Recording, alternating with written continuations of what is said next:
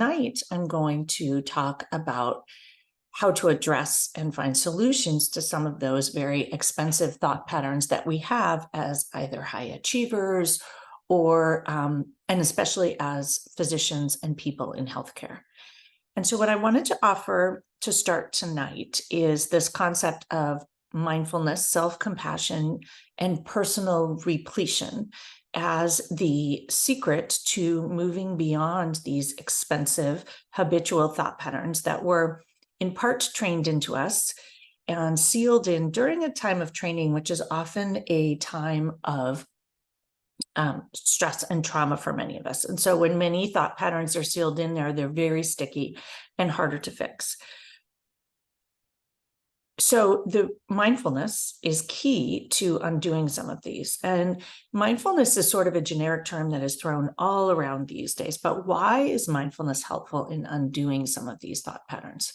And so how I like to think about this is mindfulness is above all noticing and awareness. And so in the last session where we talked about noticing and being aware of these expensive thought patterns, that is the key. You can't change things that you don't know. And if you don't see them and see how they are influencing your life, these expensive thought patterns, such as, I'll just mention catastrophizing or a negativity bias or an urgency bias, that then we can't undo them. And so, first of all, we have to notice them. We also, as we move into moving beyond them, have self-compassion. So if we go back into our old habits of being mean to ourselves, thinking there's something wrong with us, then we are not showing self-compassion and we are not addressing these thought patterns in a helpful way. In fact, when we are mean to ourselves and we go into patterns of shame, blame, and guilt, a reminder here that that is when we release norepinephrine and cortisol, and that shuts down our amygdala and makes it hard for us to learn new habits and patterns and grow and shift and change. When we are threatened and in sympathomimetic storm, we're releasing cortisol and norepinephrine, and we are not able to rewire or shift. And so self-compassion is key to that. Personal repletion is also key to that. So if your energy balance is on empty or negative, which for many people in medicine it is, it's very hard to shift your mindset in that moment because you are feeling threatened. Your well-being is threatened with a lack of sleep, perhaps extreme exhaustion, for many of us, burnout. And so a huge piece of changing these expensive thought patterns and shifting into more helpful ones is figuring out your energy management. And I encourage you, there's going to be a podcast on the Mindful Healers podcast shortly about effective energy management.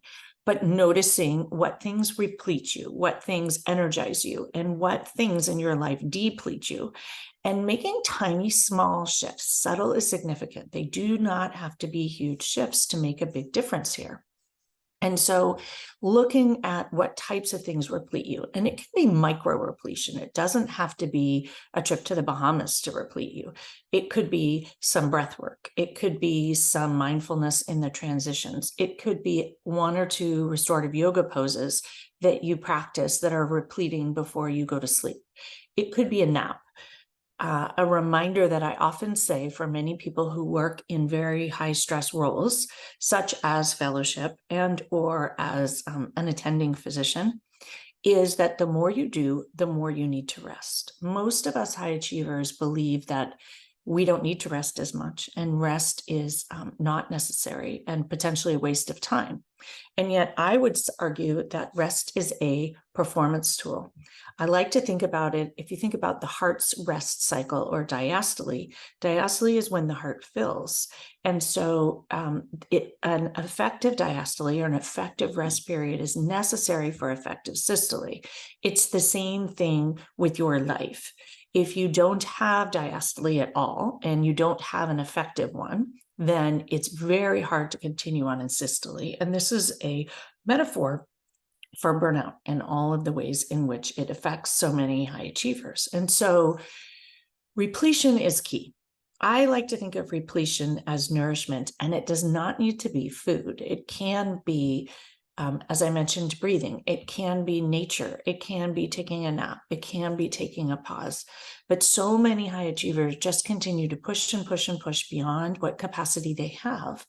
And then they don't move forward and they get burnt out and exhausted, and they're unable to learn the things as fast and make as much progress as they would like. And so the way out of these expensive thoughts, it's almost a version of putting things on sale, would be to replete yourself and figure out. So for some people, that would be a retreat or a vacation, but depending on your situation, you may or may not be able to gift yourself that. And so thinking about what tiny micro things you can gift yourself, even a moment of mindfulness, a moment of pause, some fresh air during a break, during a shift, a walk if you have a lunch break.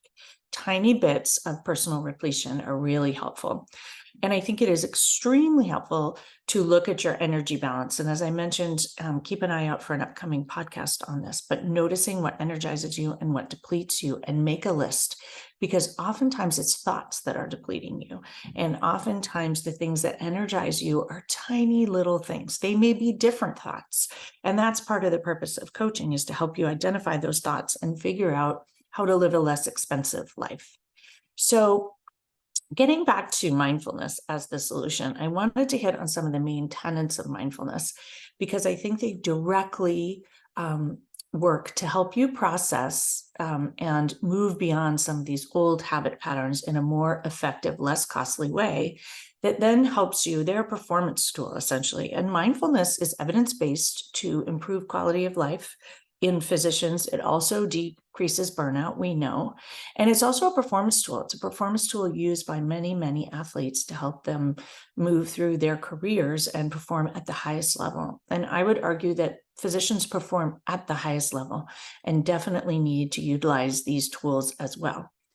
And again, it's not because we are not resilient. We are the most resilient people on the planet. It's because whatever tools are available, we need during this time period where our healthcare system is broken and needing attention.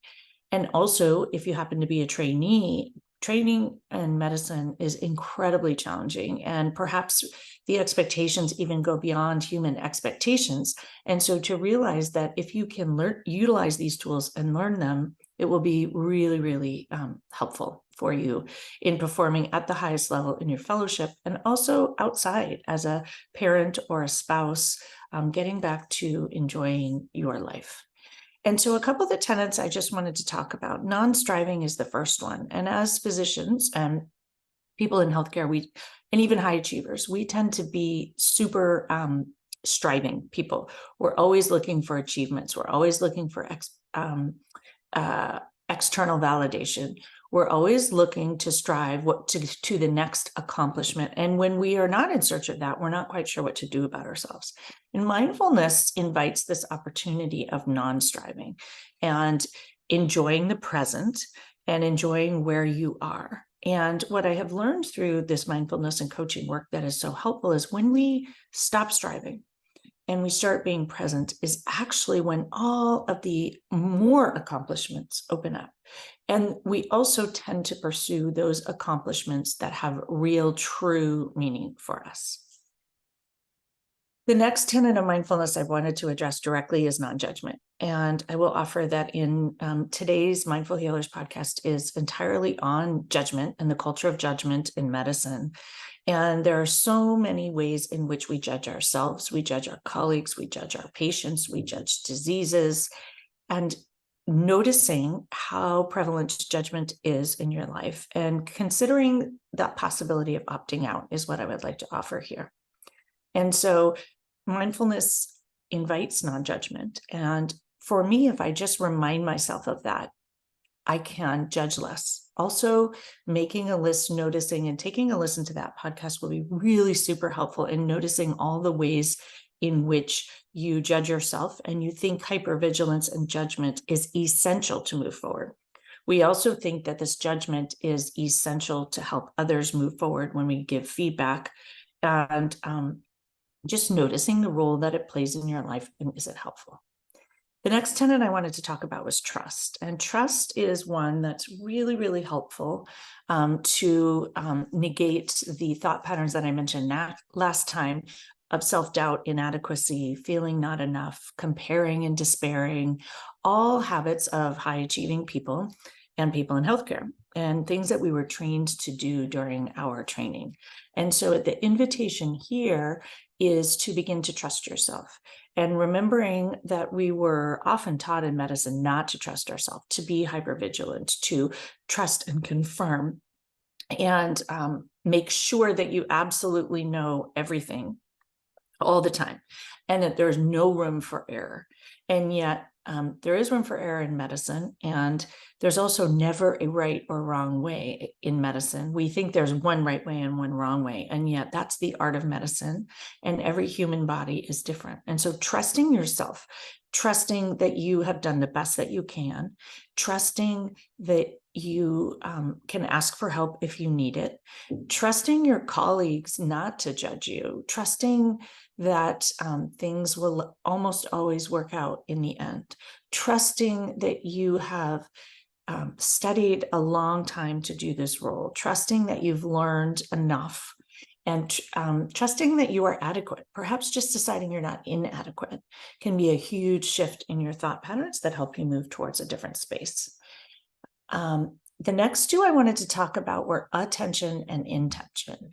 And we know that when we don't give our brain a space to focus on intention, it immediately goes to those negative thoughts. So the negativity bias that I mentioned, we tend to look for what's wrong. And many of us in healthcare, we're trained to do that. Reminder that I'm a primary care pediatrician, and I'm trained to look at perfectly healthy kids and see what's wrong and find something wrong, even if there isn't something for them to work on. And many of us in medicine do the same. And so setting an intention, perhaps for growth, for evolution, perhaps for learning, if you are in training, and then if you're not in training, setting an intention for how you want to experience your work life. Maybe you want connection. Maybe you want health. And I would say that if your intention is health, it would be health for you and health for everyone else.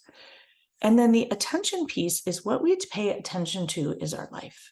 And so choosing what to pay attention to, you can choose to pay attention to the two things that aren't right in a training program or in a job, or you can choose to pay attention to the things that are right, the things that do work well. Same thing in your life. You can choose to pay attention to the things that aren't working well, or you can choose to pay attention to the things that are working well. And so noticing that that is something that is in your power, no matter what stage of training you are, no matter what stage of practice you are, no matter what is going on in your life, you can focus on that. In fact, for me, my mom is encountering some pretty significant health issues right now. And my focus is on connection rather than catastrophizing. And so when I focus on connection, when I focus on peace, when I focus on love, then I get much more valuable time with her. It doesn't mean that I don't input and give advice on the medical piece if she needs it, that I don't help her to connect with her physicians. It doesn't mean that I am resigned or giving up. It just means that I'm choosing the energy that I want to bring to the relationship and I want to bring to the situation. I don't want to spend all my time thinking about the worst possible outcome and how I can prevent it, in particular because it's very likely out of my control. And so I would offer that attention helps you get out of the fixing, managing, and controlling many things that are out of your control that we talked about last time. Generosity is the next one I wanted to bring up. And generosity is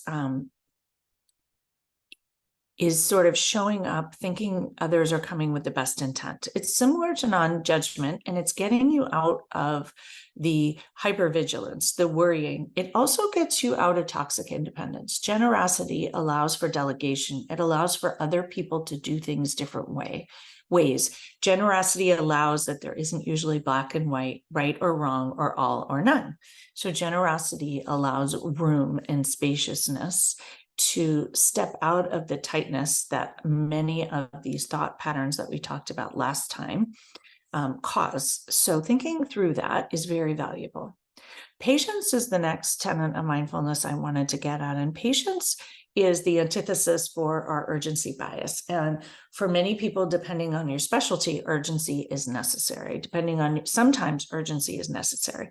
But for most of us in medicine, we were trained to be urgent. We were trained that everything is urgent. And we tend to not filter what is actually urgent. And we tend to be urgent about our children, and urgent about our spouses, and urgent about taxes, and urgent about vacation planning, and urgent about scheduling, and feeling urgent about fixing and managing and controlling lots of things. And so patience is the invitation of mindfulness. And again, realizing that it will likely turn out very well in the end, or okay in the end, and that not everything is equally urgent. And so that's where prioritizing is very helpful here. So a couple more I just wanted to mention before we move on would be kindness and compassion. And we are all experts at compassion for others and kindness for others, but we are not experts at kindness and compassion for ourselves. And so the invitation here is self-compassion. And my invitation is literally to notice where you're being mean to yourself and stop. And when we treat ourselves better with more compassion, we actually create space and an invitation for our patients to treat themselves better, for the rest of the healthcare team to treat themselves better. And it's inviting a softness. And none of us would like to show up not kind. And yet, if you look at the way you treat yourself and many of those thought patterns, thinking that harder is better, more is better, and noticing also perfectionism, for example, is not kindness and compassion. It's also not generosity. And so kindness and compassion, that you are a human and that humans are not perfect and aren't supposed to be. And in fact, perfection is unattainable.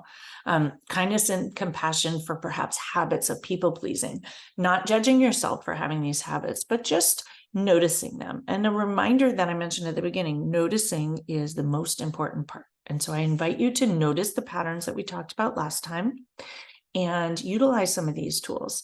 The last one I wanted to mention, offered again, these are tools of mindfulness to help you move beyond some of these expensive and unhelpful thought patterns that we are taught in training in medicine, and or that many of us had, and they were what allowed us to get into medicine. Is acceptance and letting go. And the first thing I want to say is acceptance and letting go of things does not mean resignation. It does not mean giving up. In fact, it's often caring more. And when we can stop resisting the things that are out of our control, then life is much easier. It doesn't mean you don't speak up. It just means that you don't fixate and ruminate on things that are out of your control. You can accept things as they are and move forward. And so I like to say, perhaps it should be different, but I can still make a difference. And this phrase is super, super helpful.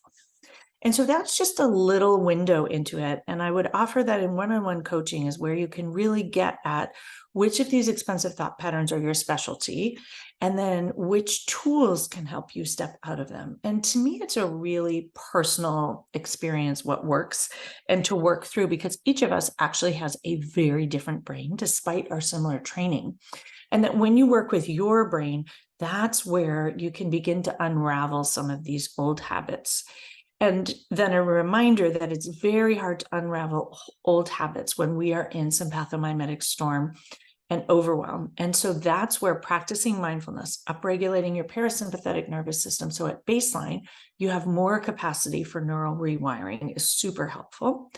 And then making a commitment not to be mean to yourself, to decrease the cortisol, norepinephrine release, and to support yourself so that you're not doing this from a place of complete depletion, because it is very hard for our brains to decide to rewire when they're feeling threatened and unsafe and completely depleted.